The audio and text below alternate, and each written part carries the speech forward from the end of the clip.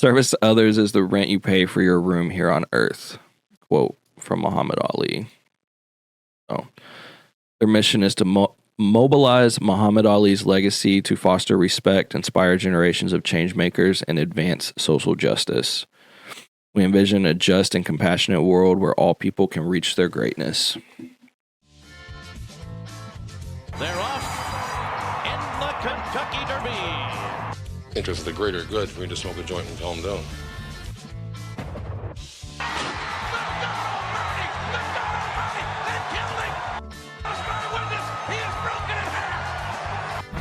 I am the greatest. You're falling eight to prove that I'm great. And if you keep talking jive, I'm going to cut it to 5. Hey, welcome back, everybody, to another episode of the Ville Chillin podcast. Last couple of weeks, we've been talking about some of the more summer kind of activities. We've talked about Kentucky Kingdom. We talked about the zoo. So after that, we've kind of thought, hey, maybe we can kind of dive a little bit deeper and start talking about some of the more tourism activities for the summer that we could be doing here in Louisville. Yeah, I mean, obviously, when people think like Kentucky and Louisville, it's like bourbon or like sports, basketball, football, because that's just what people like know us for. 90% of it. And horses. And horses, yeah. One time a year, people remember that we have horses. One time. But Louisville specifically actually has quite a lot more than that to offer, and we'll retouch on some of those topics that we just mentioned as well. But we thought it would only be proper to introduce some of the other like museums and Science Center. You got the museums, the gardens, that kind of stuff. Yeah, there's a lot. We're gonna start with the Louisville Science Center.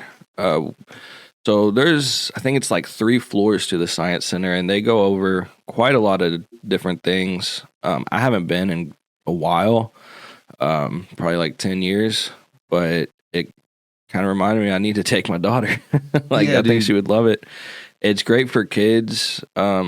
I have heard recently that a lot of stuff they have right now is a little more kid-oriented, but they also have like the IMAX theater, where they show like almost Discovery Channel style movies and shows, I guess. Yeah, I think I watched one and it was just like about like local animals around here, almost like their habitat around like just being in the urban environment kind of, and just how they adapt. It was pretty cool, especially on that big screen, man. It was badass. Yeah, it's huge. I haven't done the IMAX probably since I was a kid, but it's awesome, and it's awesome that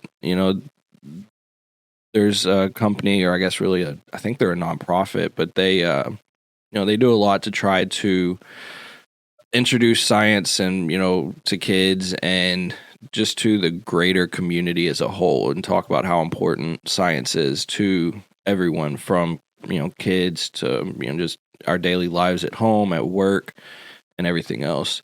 And they even have a summer camp going on for kids from kindergarten through 8th grade, it looks like, which is pretty cool. Science stops at high school. No, kids stop going to summer camp at high school. Oh, man. That's when they start doing like mushrooms and go to the planetarium.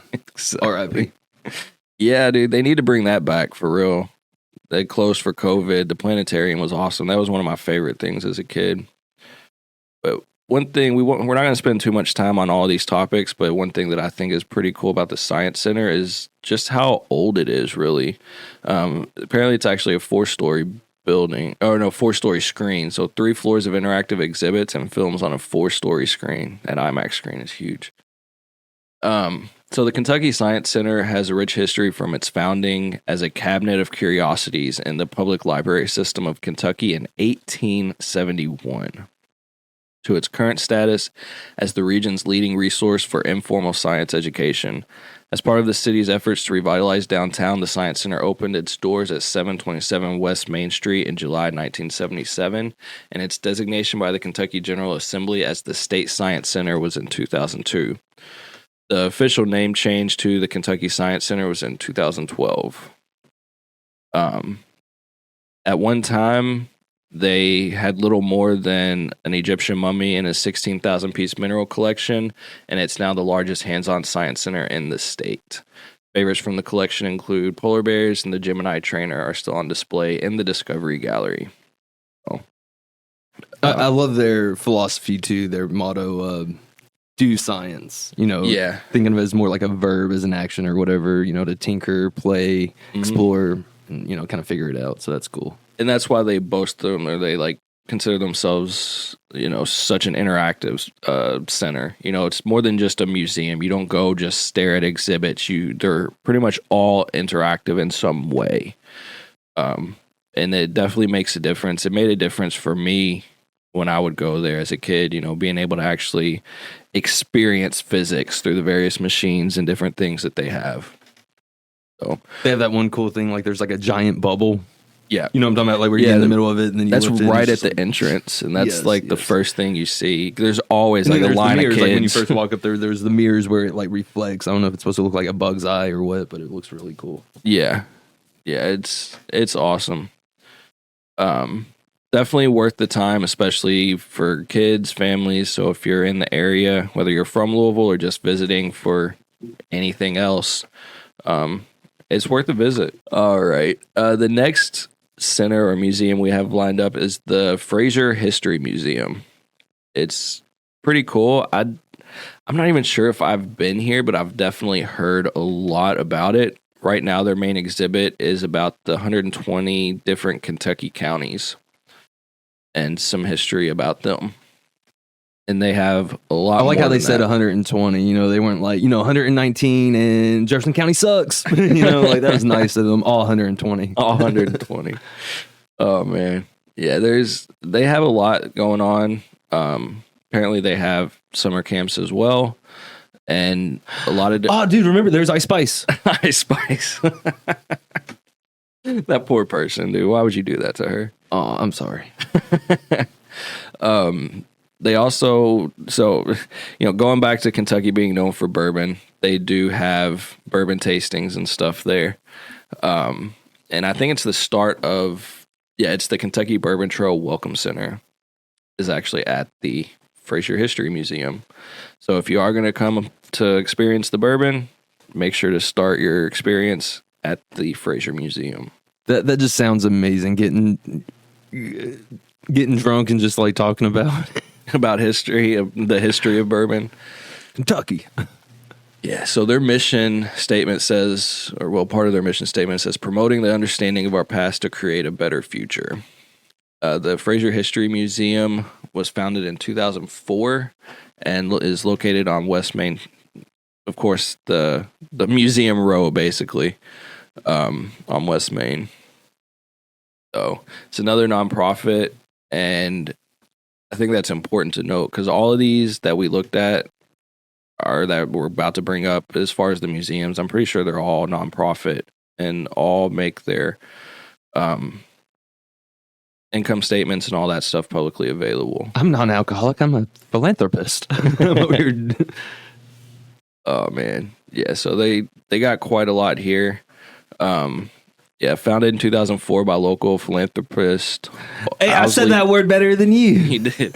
Owsley Brown Frazier. If you want to re-say that, we'll go back. Go ahead. Just go and restart it. Doesn't matter, dude.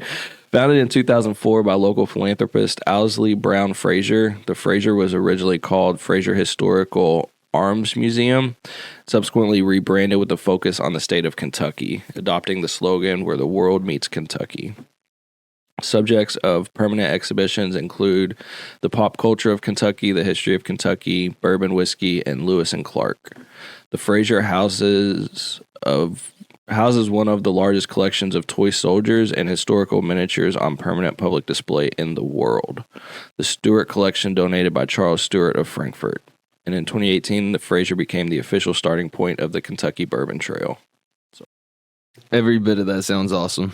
Yeah. Everything from like wait, did they say the world's largest toy soldier? Yeah. Collection? What it says. One of the largest collection of toy soldiers and historical miniatures on display in the world. Permanent public display. So yeah, it's pretty cool.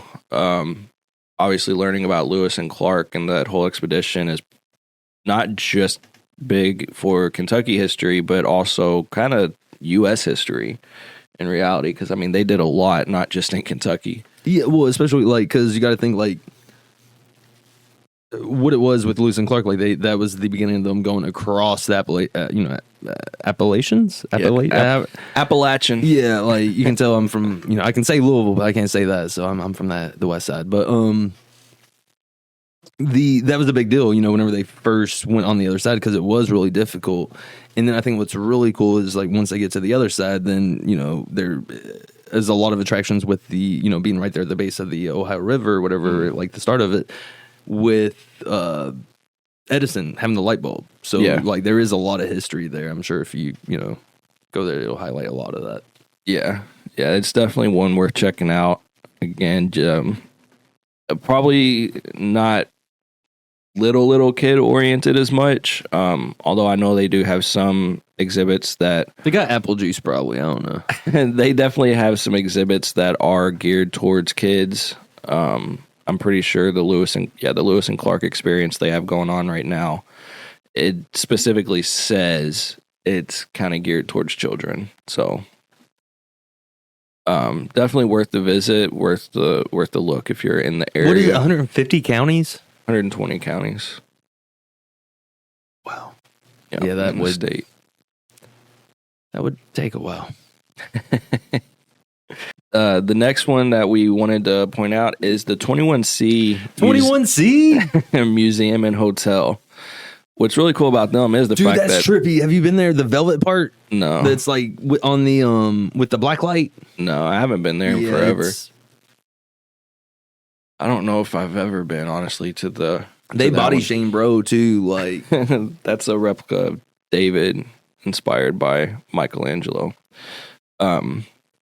So what's really interesting about 21C is it started here, right? Like Louisville was the first location. Yeah, I think they have. I don't know how many. I think they have like 4 now, or maybe 5. But yeah, it started here. This was the first one. This is kind of like they have more. What is it? 7, 8, like 8 or 9 they now. On it, dude. Yeah.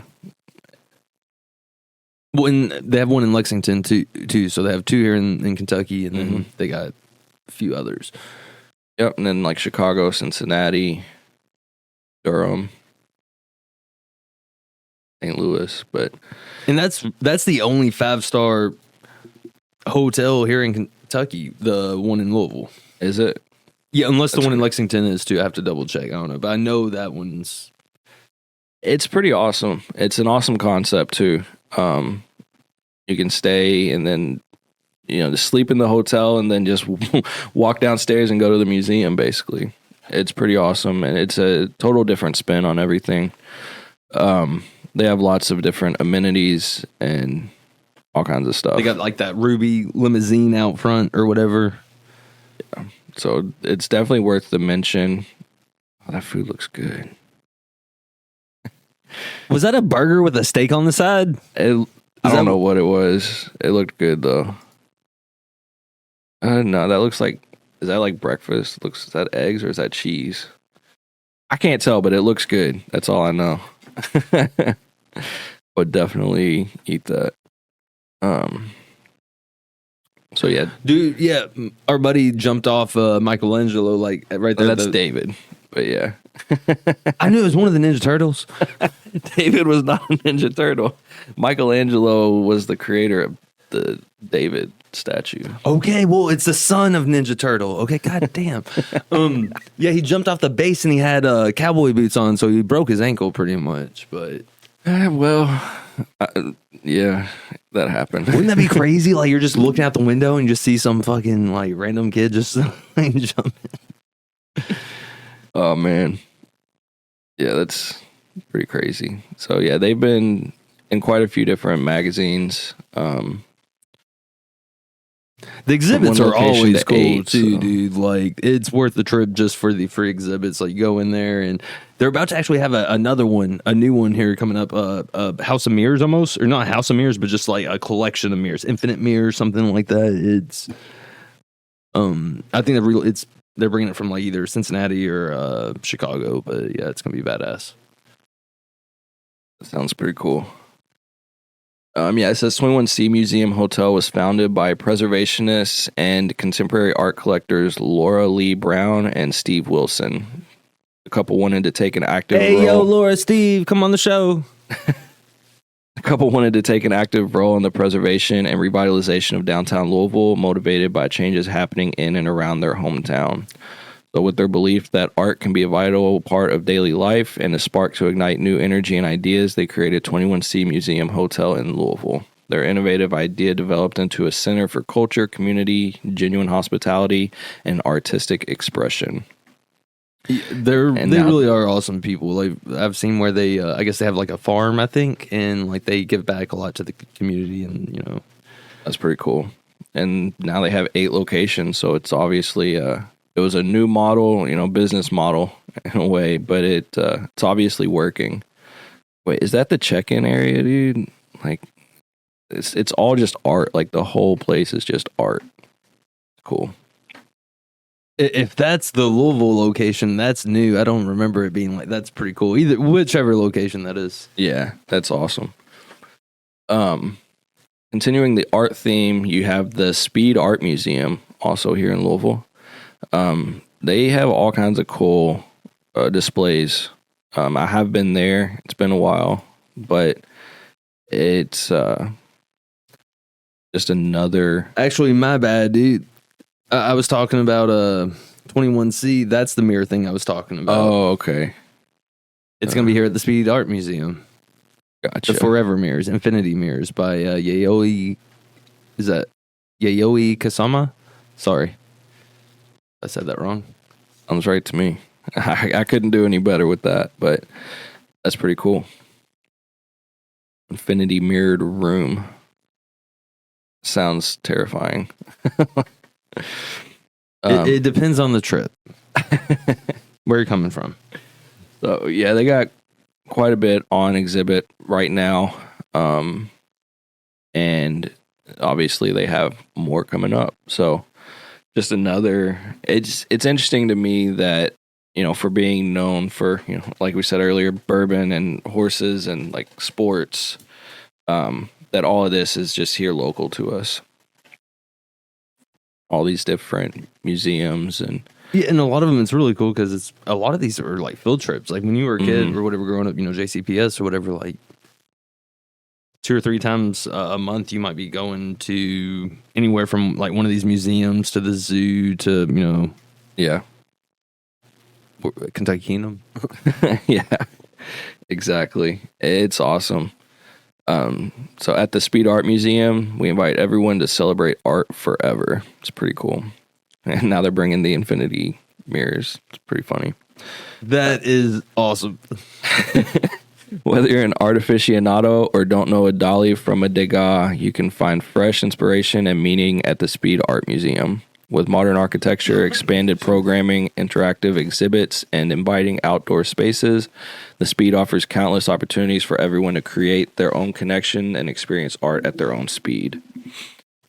So, pretty cool. I love their mission statement there. That's really cool. They, when you go there too, it does feel like they really showcase every kind of different either era and theme when it comes to art. You know what I'm saying? Like if you're a fan of like the more like what we're kind of looking at now, like the more historical, like Victorian kind of stuff, all the way to the newer kind of abstract and like surreal, and then all the way to modern, like new exhibits being rotated around. So it's just really cool that growing up like that was kind of like a normal field trip for most kids or whatever. So really cool for tourists. If you have some free time, definitely check that out.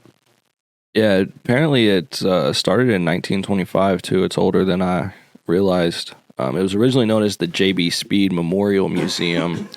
R.I.P. J.B. The Speed Art Museum was founded by Hatie Bishop Speed as a memorial to her husband, James Breckenridge Speed, a prominent Louisville businessman and philanthropist.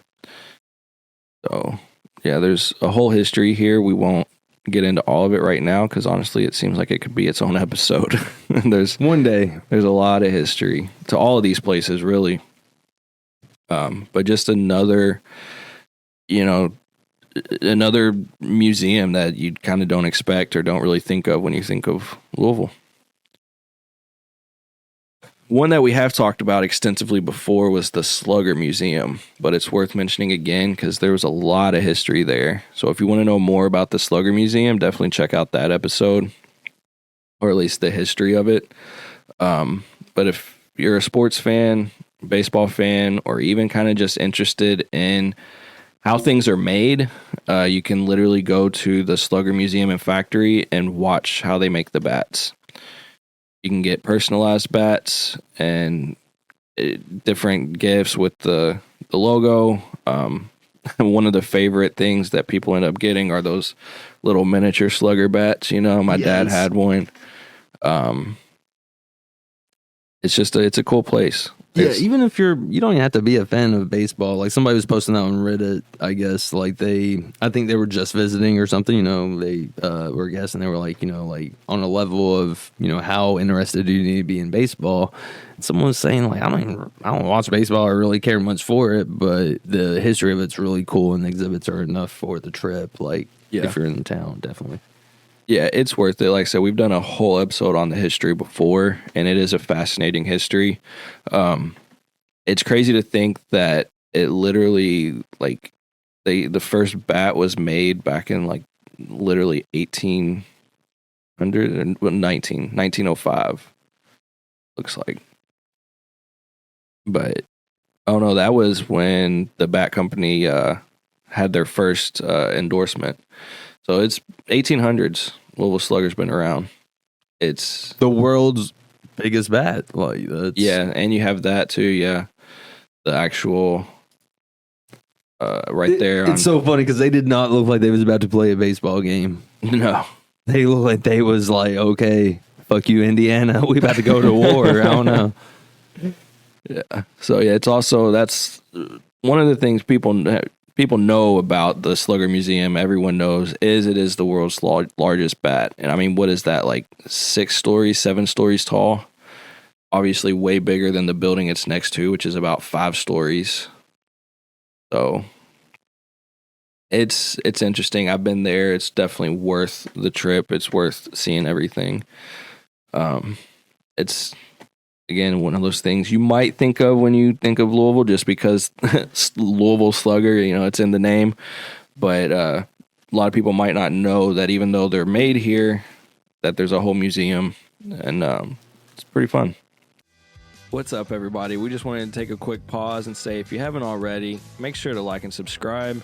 Drop us a couple comments. Let us know what you like, what you don't, and let us know what you think about the video. And make sure to share out with your friends and family. It really helps us a lot. Yeah, we're on every social media platform. We're on every podcast provider out there. So whenever you get a chance, just give us a like, give us a follow. We definitely appreciate it. It really helps us out. And with that, we'll get right back to it. Yo. All right. The next thing we wanted to bring up, kind of still on the sports theme, is the Ali Center. Go. And there's not a single person alive past the age of, like 10, who doesn't know who Muhammad Ali is. RIP to the greatest of all time. Boxer, philanthropist, activist. He did so much for sports, for people. Professional wrestler. He's in the Hall of Fame, isn't he? He just got Undertaker inducted him. Yes. You really can't talk about like the history of boxing without talking about Ali. From all of his sayings that got him nicknamed the Louisville Lip, to just the iconic fights and pictures, the Rumble in the Jungle, just everything. There's not a thing he wasn't involved in. There were some Reddit posts actually talking about it, and he used to go to, obviously he went to a lot of schools, read books, to different classes, met the kids, but he used to go into a bookstore. I saw somebody said on Reddit, somebody worked at the bookstore that him and his wife would go to like once a month, every couple months, and they said he was just the nicest guy, It's pretty awesome, and it's definitely worth the visit as well. The Muhammad Ali Center, proudly based in Louisville, provides education and community engagement to continue Ali's legacy and inspire greatness. Service to others is the rent you pay for the... Wait, fuck. Service to others is the rent you pay for your room here on earth. Quote from Muhammad Ali. Oh. Their mission is to mobilize Muhammad Ali's legacy to foster respect, inspire generations of change makers, and advance social justice.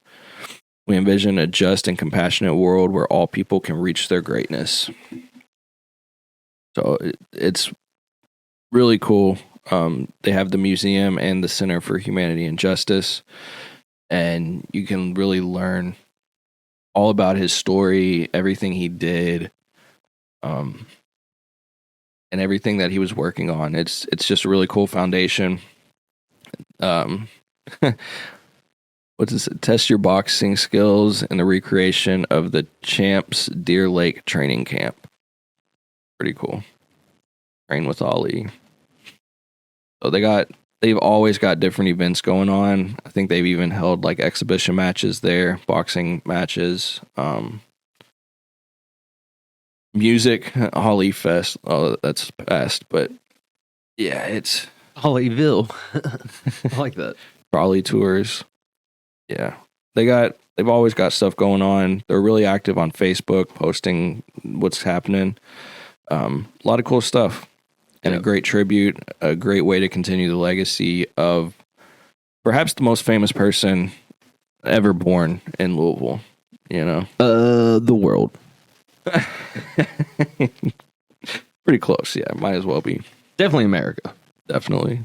Yeah. The greatest country in the world. True. We're going to edit all that out. So, another thing, you know, that Kentucky is known for, and especially Louisville, obviously, is Churchill Downs. It's worth the visit. And Churchill Downs is older than Kentucky. It is. The Derby's older than Kentucky. We've talked about that before, obviously. Episodes. Several of them. The reason I included Churchill Downs, though, is kind of on the theme of museums still, is the Kentucky Derby Museum. So you can go and you can kind of walk the track. I think there's a guided tour. They have just different things that they do. They have different exhibits on the history of the Derby and, you know, different ways to like see kind of like what it's like in the starting gates and various different things that they do. Just another thing to do here that most people probably don't really know, that there's actually a museum, and it's right next to Churchill Downs. And believe it or not, they have a bar there. Of course they do. This is Kentucky. Out of characteristic, right? They celebrate tradition, history, hospitality, and pride of the world-renowned event that is the Kentucky Derby.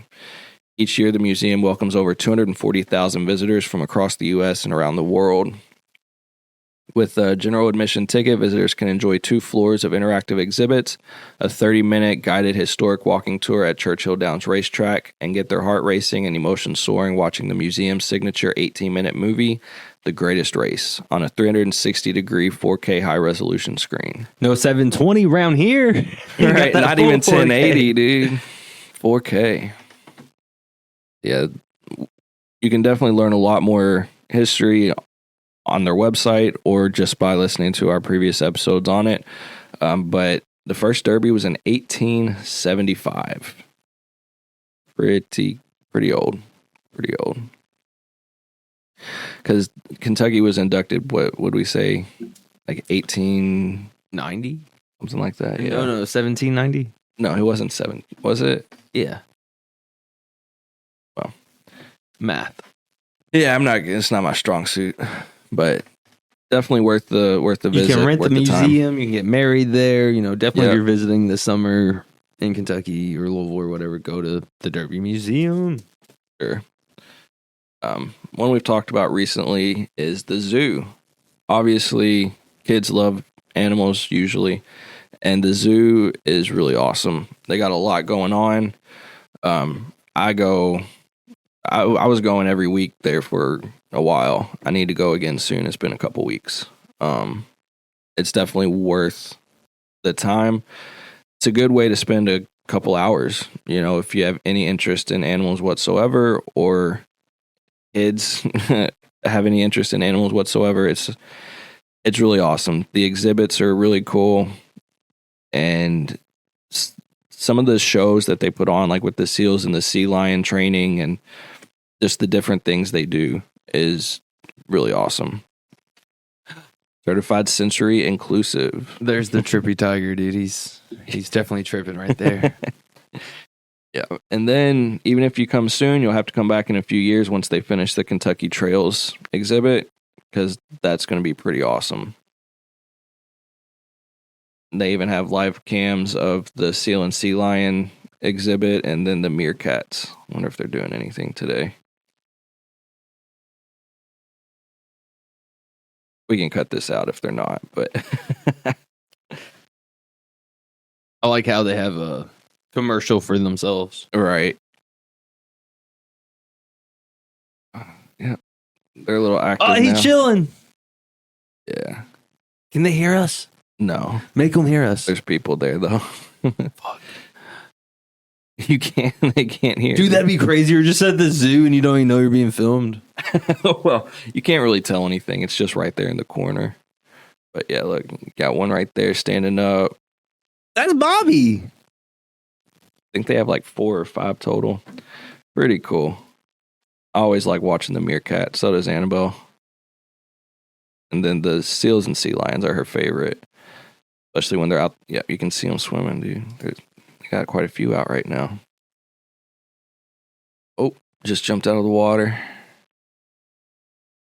See ya. Or her, whatever it is. Awesome. Last time we looked at this, there was nothing going on. No. They do shows sometimes, right? Yeah, they do seal and sea lion training. It's really cool. Oh, look, he's diving. He just dove. Yeah, you can actually watch it. It says be sure to log on at 10:30 a.m., 2 p.m., or 3:45 p.m. to watch a training demonstration. So there's going to be one soon based on our current time. But yeah, the zoo is definitely worth it. Another one that we just talked about, Kentucky Kingdom. For a while, it was the #1 tourist attraction in Louisville, which, you know, it makes sense. Had more guests than, we were just talking about, more guests than Churchill Downs did at one point. Yep. And of course, it has a bit of a rocky history. The first year it opened, it went bankrupt. But luckily, some local businessmen decided to jump in and buy it and built it up to where it was, I think it said like 140,000 the first year in 1990 when it reopened, and then by like 2012 or something, it was 100 or like 1.2 million people a year. He flipped it. Yeah, it literally twice. Yeah, because he ended up having to, or Six Flags bought it, and then they had their issues, and then it was closed down for several years, and then he bought it again and has now sold it again. But awesome history, and they have some awesome stuff going on. So even if you are in Louisville for like family stuff around Christmas, they have a whole Christmas thing going on this year, lighting it up with all kinds of lights. They're even going to have snow tubing, and should prove to be pretty interesting. 175-foot long snow tubing hill featuring real snow. So they're going to have like a Rudolph exhibit and different things. So Kentucky Kingdom's definitely worth the trip if you've never been. And then while you're here, you might as well stay a weekend, check out some of these other attractions. I've been to Kings Island, Holiday World, and all those, and Kentucky Kingdom's right there with them. I think for a while it was considered one of the fastest growing amusement parks in the country. Definitely worth the visit, especially if you've never been. Oh yeah, and Halloween they have pumpkin stuff, like Halloween themed stuff. So definitely worth the visit for if you're in town for anything around those times, or just to travel to, and then check out some of the other museums. The last thing, there's a couple things we're talking about within this one, but the waterfront. The waterfront is just awesome. obviously the Derby Festival, that whole week leading up to the Derby is held there. You have tons of concerts and festivals that are going to be there. The Gazebo Fest was there. Jack Harlow's Gazebo Fest was at the waterfront, right? It got rained out, but it was there, for a day. The waterfront it's truly awesome. There's a ton of walking that you can do, sidewalks. There's some little features and attractions. They have yoga classes, apparently, historic walking tours, paddle boarding, all kinds of stuff. An urban market's going to be there July 6th. A lot of different stuff. And one thing that's really awesome is the botanical gardens at the waterfront. So they have this whole botanical garden that you can kind of walk around. You can go pretty much every day of the week except Monday and Tuesday. But they have different events and classes that they host. So you have the garden walk and talk. You have the art of floral photography, kind of learn how to showcase flowers and different plants and everything, and the best way to frame them for photography. And they do a lot to promote and help teach or make sure people know how to garden and like kind of plan out gardens, things like that. It's pretty awesome, and it has pretty awesome history as well. The Waterfront Botanical Gardens was started by Botanica, an umbrella organization for the local gardening community, which started in 1993 to help enlighten, entertain, and educate the community about the botanical world. In 2001, Botanica learned that it was the beneficiary of a trust established by member Helen Harrigan, a local gardener with the desire to see a botanical garden and conservatory built in Louisville. Helen's gift reshaped the focus of this organization, and we set about our work to create what has become Louisville's Waterfront Botanical Gardens. And that stuff's like really important, especially here, like in Louisville or Kentucky in general. Really is the climate, the way the climate is. I think that education is really important, like as far as like invasive species and things like that. Yeah, it could get bad. They do a lot to kind of help educate and water wall. Yeah, they have that whole water wall. That sounds cool. This was like before it was done. That's during construction, and then that's what it was like in 2020. So it's pretty awesome. It took quite a few years to actually get it built, and it's somewhat newer, really. I mean, where is it at?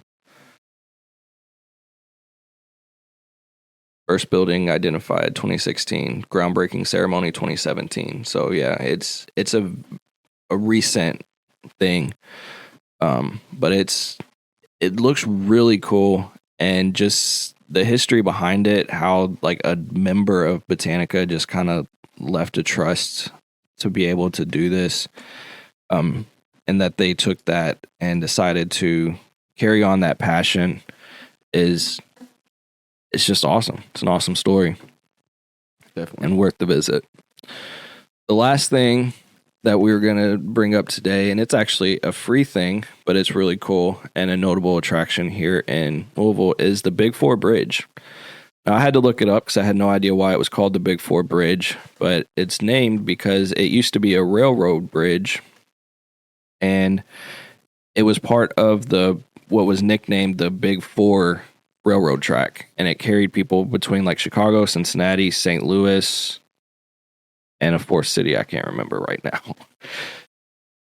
Louisville? No, I mean it traveled through Louisville, but it went somewhere else. We'll keep it going. We'll keep it going. Say it's Louisville.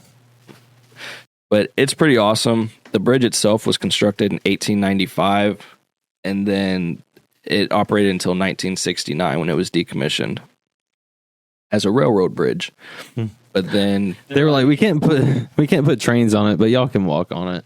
Yeah, well, the whole railroad became defunct, like that whole track. Gotcha. So it wasn't like just the bridge. The waterfront master plan that was developed in the early 1990s kind of included turning it into the Big Four Bridge. And on February 6, 2013, the city opened an elliptical ramp in the bridge to pedestrians and bicycles. So an average of 105 million pedestrians and bicycles cross the bridge each year. And in 2014, Jeffersonville built their ramp to complete the bridge experience. So you can literally just walk a half mile across the bridge. And, each ramp is a quarter mile. And then the bridge itself is a half mile. It says the entire distance totals 2 miles. Right? How? Math. Wait. Yeah, but it's a half mile. The bridge itself is a half mile, and each ramp is a quarter mile. So a quarter plus a quarter is a half, and then plus another half is 1 mile. Either way. No. Wait. So, and back again. Yeah, that's what they're talking about. Okay. That makes sense. We were like, Kentucky math or Indiana math? Well, because it says the entire distance totals 2 miles, but that's if you walk there and back. I thought they were just talking about the length of the bridge itself. Either way, as you can see in the pictures, at night it's lit up with various colored LEDs, and it looks awesome. Like even just driving across the other bridges at night, you can always see it just glowing, and it's really cool.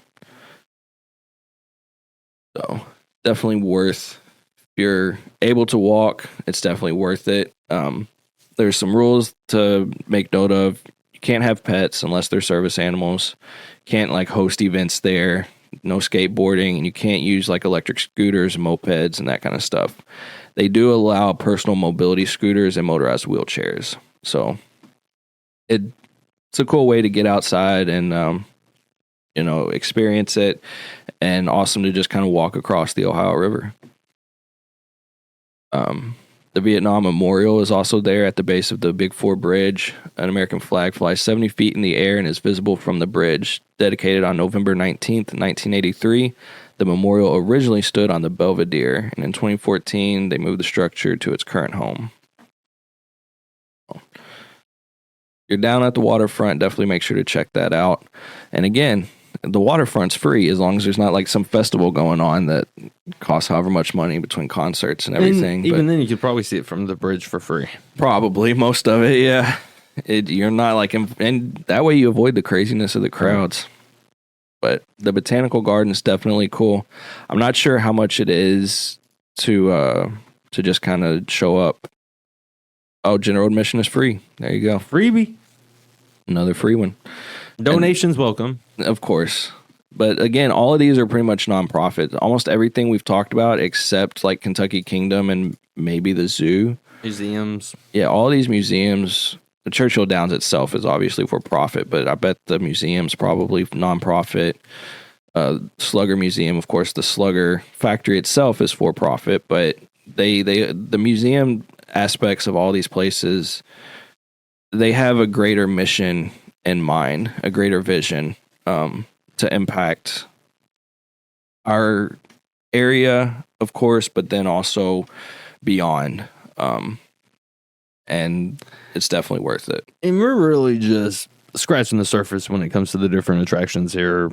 That you could check out this summer, at any time, really. So, yeah, I mean, there's neighborhoods all over the city with historical attractions from the Highlands to Nulu to Old Louisville, Germantown, Smoketown. Like, there's so much. The breweries. We're definitely just kind of touching mostly on the things that you can do pretty much any day here in Louisville.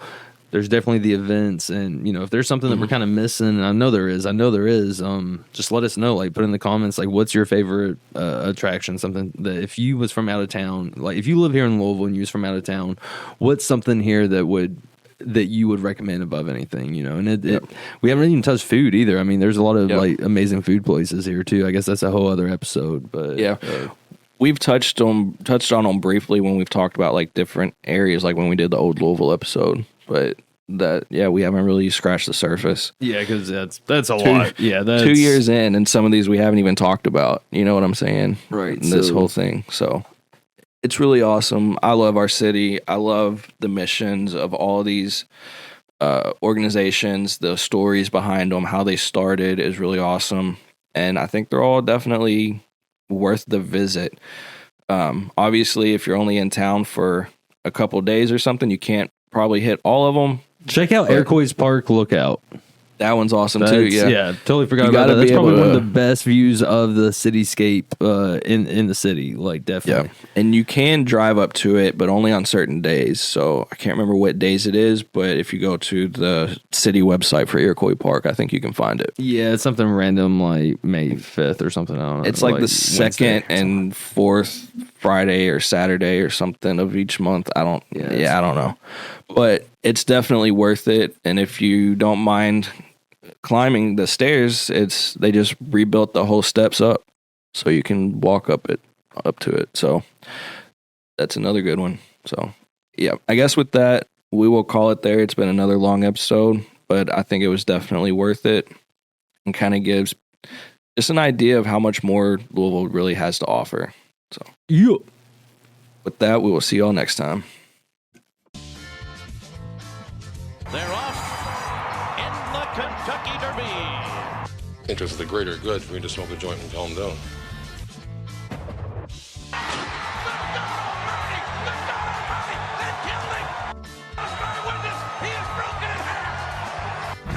I am the greatest. Be a fallen ape to prove that I'm great. And if you keep talking jive, I'm gonna cut it to 5.